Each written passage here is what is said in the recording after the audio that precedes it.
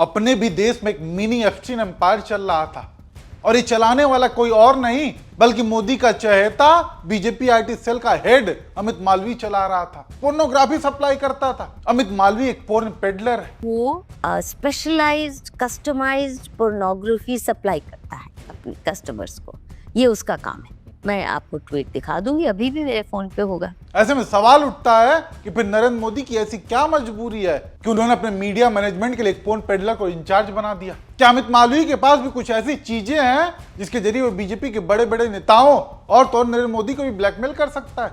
ऐसा कौन सा प्रधानमंत्री दुनिया में होगा या कोई भी बड़ा आदमी जो अपनी मीडिया मैनेजमेंट पूरी की पूरी एक पोर्न पेडलर को सौंप दे, उसको इंचार्ज बना दे। मोदी जी को भी क्या ओब्लाइज पोर्नोग्राफी से कर रहा था।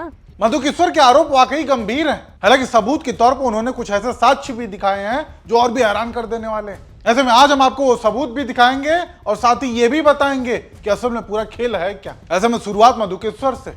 जो लोग इनके बारे में ना जानते हो तो उन्हें बता दूं, एक समय में मधु किश्वर नरेंद्र मोदी की सबसे कट्टर समर्थक थी। मोदी जी के बारे में एक शब्द भी बुरा नहीं सुन सकती थी। मोदी जी की नुमाइश में किताब तक लिख डाली। लेकिन आज देख लीजिए, ऐसे ऐसे आरोप लगा रही हैं कि यकीन से भी परे है। हालांकि एक सच ये भी है कि जो आरोप आज मधु किश्वर लगा रही हैं, ठीक यही आरोप पहले भी लग चुके हैं। हालांकि अब तक मधु किश्वर केवल नरेंद्र मोदी की ही कुंडली खोल रही थी, लेकिन अब वो पूरी बीजेपी की कलई खोलने पर उतारू हो चुकी है। और इसकी शुरुआत की उन्होंने बीजेपी आईटी सेल के हेड अमित मालवीय से, जिसके कुछ ट्वीट दिखाते हुए साफ साफ शब्दों में अमित मालवीय को पोर्न पेडलर बताया। मधु किश्वर का वो बयान सुनाओ, उससे पहले आप ये भी जान लीजिए कि अमित मालवीय बीजेपी के लिए और मोदी के लिए कैसे काम करता है। एक नमूना दिखाता हूं हाल ही का, जहां महिला आरक्षण को लेकर जब परसीमन बिल सदन से पास नहीं हुआ और उस पर पीएम मोदी ने राष्ट्र के नाम संबोधन दिया। ऐसे में उस वीडियो पर व्यूज और कमेंट बढ़ाने का काम कैसे किया गया, आप खुद देखिए। न्यूएस्ट कमेंट जैसे मैंने ओपन किया, एक सीरीज में हिंदी में कमेंट्स दिख रहे हैं हमको, which are open supporting whatever Modi ji said yesterday. अब उनके कमेंट्स रहेंगे कुछ जैसे, नारी शक्ति का अपमान करने वालों को जनता नहीं बख्शेगी। देखो 16 सेकंड पहले मैंने आपके सामने इसको ओपन किया। नाम क्या है इसका? Estrella Flicker something something. अब एस्टेला का प्रोफाइल ओपन किया मैंने, गेस करो एस्ट्रेला ने यूट्यूब कब ज्वाइन किया? 17 April 2026। Okay, let's take another one. देखो ये 39 सेकंड्स पहले इसने कमेंट किया, महिला आरक्षण बिल के लिए मोदी जी का संघर्ष बेकार नहीं जाएगा, नहीं जाने देंगे। कौन? डैस्की फॉर ने कब ज्वाइन किया है? आप गेस करना चाहोगे? आई एम श्योर आपने जीत गया है 7 करोड़ रुपए, April 17 2026। And this are not the only few comments. एक बौछार आ गई है ऐसे कमेंट्स की, जहां मतलब if you have any sorts of doubts, मैं एक बार इसको फिर से रीलोड करती हूँ। यस, तो 1 मिनट पहले उलिस रशिंग ने किया, मोदी जी हम आपकी हर पहल का समर्थन करते हैं। तो बताइए, ये 7 करोड़ का नहीं 70 करोड़ का सवाल है। कब का प्रोफाइल बना हुआ है? 17 अप्रैल 2026।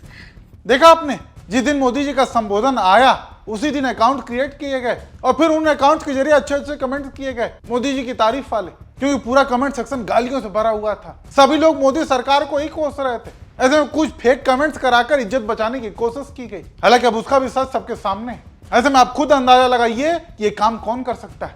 बीजेपी आईटी सेल, और उसी आईटी सेल का मुखिया अमित मालवीय, जिसको क्या मोदी जी की सबसे कट्टर समर्थक रहे मधु किश्वर ने पोर्न पेडलर बताया। अमित मालवीय की बात कर रही हूँ, उसके पुराने ट्वीट्स हैं और बाद के भी हैं, जब वो खुल के बात कर रहा है कि वो स्पेशलाइज्ड कस्टमाइज्ड पोर्नोग्राफी सप्लाई करता है अपने कस्टमर्स को, ये उसका काम है। सुना आपने, कोई फन बट नहीं, साफ शब्दों में बोल दिया कि अमित मालवीय वही सब चीजें सप्लाई करता था।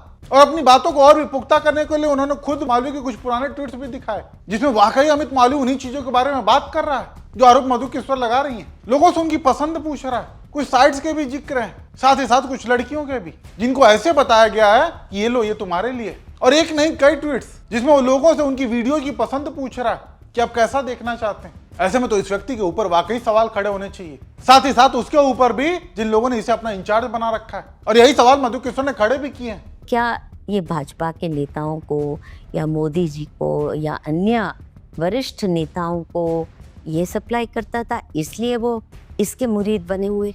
क्या वो उन्हें ब्लैकमेल कर सकता है कि ये मैं ये सप्लाई करता? उसके पास तो सारा एविडेंस होगा ना, इससे क्या क्या मांगते थे। जी सुना आपने, मधु किश्वर ने सवाल उठाते हुए साफ शब्दों में कहा कि आखिरकार ऐसी क्या मजबूरी है कि अमित मालवीय जैसे व्यक्ति को बीजेपी को अपना आईटी सेल का हेड बनाना पड़ गया। क्या अमित मालवीय के पास कुछ ऐसा भी है जिसके जरिए वो ब्लैकमेल भी कर सकता है? मधु किशोर द्वारा लगाए गए आरोप वाकई गंभीर हैं। इन आरोपों को और भी पुख्ता करने के लिए उन्होंने अमित मालवीय के ट्वीट्स भी दिखाए हैं जो कि अब शायद डिलीट हो चुके हैं। हालांकि ऐसे में सोचने वाली बात यह है कि इतने बड़े और गंभीर आरोपों पर खुद अमित मालवीय की कोई सफाई क्यों नहीं आई? क्योंकि अगर मधु किशोर गलत आरोप लगा रही हैं तो ऐसे में तो बीजेपी को अमित मालवीय को सबसे पहले उनके खिलाफ कार्रवाई करनी चाहिए, लेकिन ऐसा नहीं हो रहा है। बीजेपी पूरी तरह से मधु किशोर पर चुप्पी साधे हुए। ऐसे में आप दर्शक इस पूरे मामले को लेकर क्या राय रखते हैं, कमेंट करके जरूर बताइएगा।